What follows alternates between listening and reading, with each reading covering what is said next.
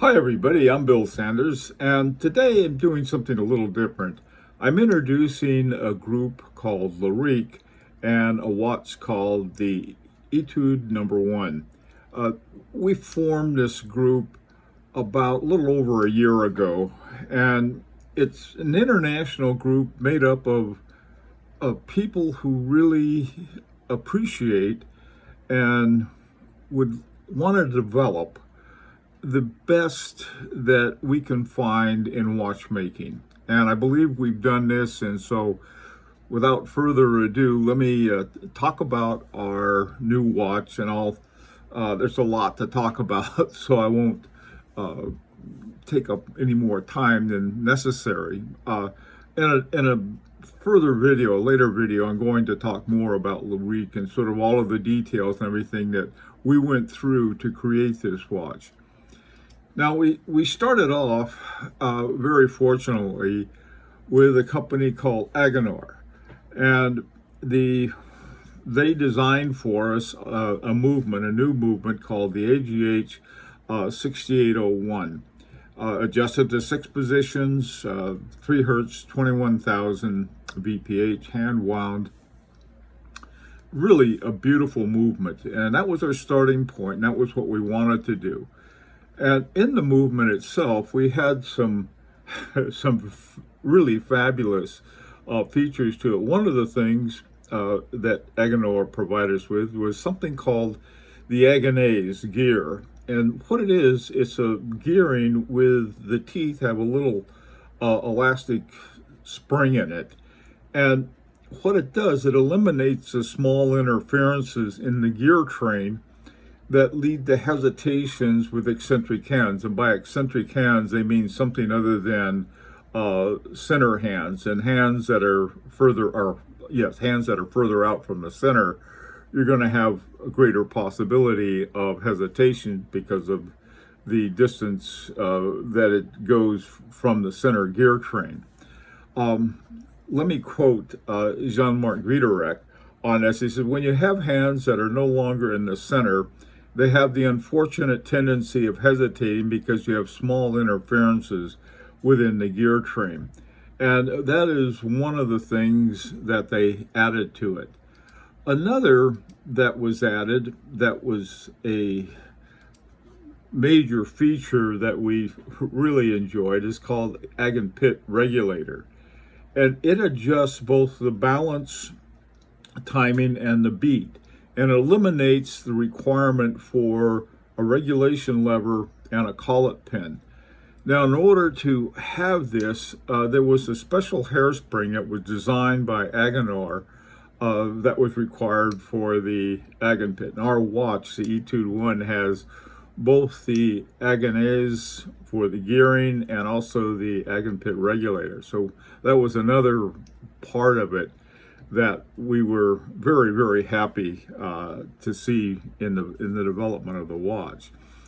Now, the next part was the case design, and the designer that we worked with who did this was named Mathieu Allegri. And what he did, he started off with this type of streamline design and designed this really great case for us. And it has a belt, like a teardrop belt that goes around it and then drops into the teardrop lugs. Really an amazing case that he made for it.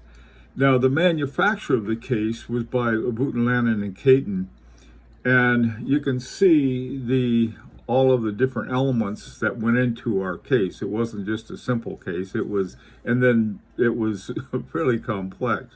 Here's an X-ray of it, and you can see, among other things, the domed glass on top, and then on the bottom there is a flat glass. Both of the glasses are sapphire. This next part, a couple different things. First of all, the dial was by a company called Metal-M. And we discovered Metal-M. We were looking around at different things, and a famous watch by Philippe Dufour called the Simplicity 37 had on it this little thing that says metal limb. And so I read about it, and Philippe Dufour said, well, you know, they did the dial, and so we figured that would be a good one for us too. And they did a wonderful job for us. One of the things that was difficult that we wanted was something a little different.